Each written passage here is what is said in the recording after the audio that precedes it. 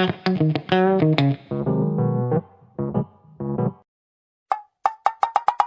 भाग्यवान, मेरे जूते कहाँ रखे हैं? मुझे बाहर जाने में देर हो रही है। तभी मालती कमरे में आती है। ये रहे आपकी जूते। मैं इन्हें साफ करने के लिए ले गई थी। अरे वाह, तुम कितनी समझदार हो। मेरे बिना कुछ कहे ही सारे काम कर देती हो। तभी मालती झिझकते हुए रमेश से कहती है, सुनिए जी, आपसे एक बात कहूँ, बुरा तो नहीं मानेंगे ना?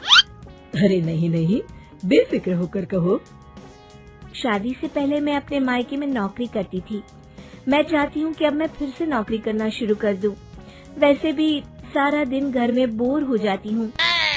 देखो मालती, तुम्हारे नौकरी करने से मुझे कोई ऐतराज नहीं है, लेकिन तुम्हें एक बात बता दूं, हमारे खानदान में आज तक कभी किसी औरत ने नौकरी नहीं की।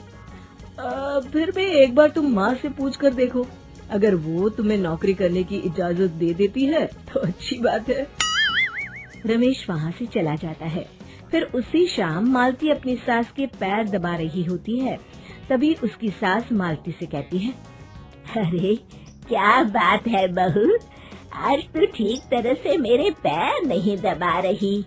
किसी ख्याल में खोई पड़ी है क्या? मैं भी तो जानूं आखिर बात क्या है। दरअसल वो माँ जी। अरे हाँ हाँ बोलो, इतना सोच क्यों रही हो? माँ जी, अगर आप बुरा न माने तो मैं नौकरी करना चाहती हूँ। घर के काम करने के बाद मेरे पास काफी वक्त बच जाता है। मालती की ये बात सुनकर उसकी सास गुस्से में कहती है, अरे बहू, तेरी तबीयत तो ठीक है ना? आज ये कैसी बहकी बातें कर रही है? भला हमारे खानदान में आज तक कभी किसी औरत ने नौकरी की है जो तू नौकरी करने की बात कर रही है? हैं? अरे बहू, तू क्या रिश्तेदारी में हमारी नाक कटाना चाहती है? जितना जल्दी हो सके अपने दिमाग से नौकरी का भूत उतार दे, और अब जा, जल्दी से रसोई में जा, खाना बनाने का वक्त हो रहा है। मालती मन मार कर खाना पकाने के लिए रसोई घर में चली जाती है। अगले दिन, नमस्ते माँ जी, कैसी हैं आप? अरे आओ आओ दिवाकर बेटा, बैठो, मैं तुम्हारे लिए चाय मंगाती हूँ। बहू, जरा एक कप चाय तो लेती आना। फिर दिवाकर एक फाइल खोलकर मालती की सास के सामने रख देता है। ये देखिए माँ जी, ये है पिछले महीने का हिसाब और ये रहे मुनाफे के रुपए। एक बार हिसाब देख लीजिए और इन कागजों पर अपने दस्तखत कर दीजिए। अरे दिवाकर बेटा, मैंने भला आज तक कभी तेरा हिसाब देखा है जो अब देखूंगी? ला बता, कहाँ दस्तखत करूं? तभी मालती चाय लेकर वहाँ आ जाती है और अपनी सास को बिना कागजातों को पढ़े इस तरह लापरवाही से दस्तखत करते हुए देखकर हैरान रह जाती है। अच्छा माँ जी, अब मैं चलता हूँ, फैक्ट्री में बहुत काम है। फिर दिवाकर वहाँ से चला जाता है।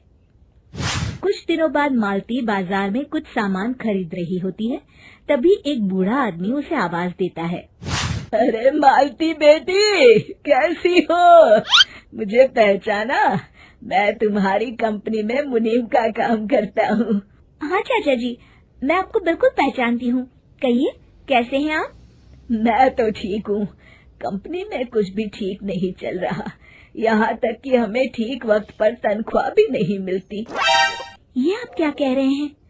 अब क्या बताऊँ, आप लोग तो कभी हिसाब किताब देखने दफ्तर आते नहीं। मेरी मानो तो एक बार आप लोग दफ्तर आकर सारा हिसाब किताब देख लो, आपको असलियत पता चल जाएगी। अच्छा बेटी, अब मैं चलता हूँ, देर हो रही है। फिर वो बूढ़ा वहाँ से चला जाता है। वहीं दूसरी तरफ मालती घर पहुंचकर अपनी सास को सारी बात बताती है। तभी वहाँ रमेश भी आ जाता है, लेकिन मालती की सास मालती की किसी भी बात पर विश्वास नहीं करती। तभी रमेश कहता है, अरे माँ, बिना आग के कभी धुआं नहीं उठता। जब मालती इतना कह रही है तो हमें एक बार दफ्तर चलकर देख लेना चाहिए। वैसे भी हम लोग काफी दिन से अपने दफ्तर नहीं गए हैं। इस तरह किसी एक आदमी के भरोसे काम छोड़ना मुझे भी ठीक नहीं लगता। अगले दिन वे सभी अपने दफ्तर पहुंचते हैं और सीधे दिवाकर के कैबिन में जाते हैं। अचानक सबको एक साथ देखकर दिवाकर चौंक जाता है। अरे माँ जी, आप सब लोग अचानक यहाँ कैसे आ गए? अगर कुछ काम था तो मुझे एक फोन कर दिया होता, मैं आपके घर आ जाता। तभी मालती की सास कहती है, अरे दिवाकर बेटा, आज मैं हिसाब देखने दफ्तर आई हूँ, जरा मुझे पिछले 6 महीनों का हिसाब दिखाना तो बेटा। दिवाकर घबराते हुए हिसाब की फाइल मालती की सास को देता है। मालती की सास फाइल लेकर मालती को देती है और कहती है, ले बहू, देख ले हिसाब। मालती फाइल को बड़े गौर से देखती है और अगले ही पल उसे सारी गड़बड़ी समझ में आ जाती है। वो अपनी सास से कहती है, माँ जी, मुनीम चाचा बिल्कुल सही कह रहे थे। हमारी कंपनी में पिछले 6 महीनों में जितना मुनाफा हुआ है, हमें उसका आधा पैसा भी नहीं मिला। यूँ समझ लीजिए कि 1 रुपये में सिर्फ चवन्नी ही हमारे हाथों में आई है। मालती की बातें सुनकर मालती की सास गुस्से से दिवाकर को पूछती है, क्यों दिवाकर, मेरी बहू जो कह रही है वो सच है? दिवाकर समझ जाता है आज उसका भांडा फूट चुका है। वो गिड़गिड़ाते हुए कहता है, मुझे माफ कर दीजिए माँ जी, मैं पैसों के लालच में अंधा हो गया था। अरे वाह दिवाकर, तू तो 1 नंबर का चोर निकला। इतने दिनों से मैं तुझ पर आंख बंद करके भरोसा करती रही और तू मुझे ही चुना लगाता रहा। अभी के अभी निकल यहाँ से और दोबारा अपनी शक्ल मत दिखाना। दिवाकर वहाँ से भाग जाता है। मालती की सास मालती को शाबाशी देते हुए कहती है, बहू, आज मैं समझ गई कि पढ़ाई लिखाई हमारी जिंदगी में कितनी जरूरी है। मैं बहुत किस्मत वाली हूँ जो मुझे तुझ जैसी बहू मिली है।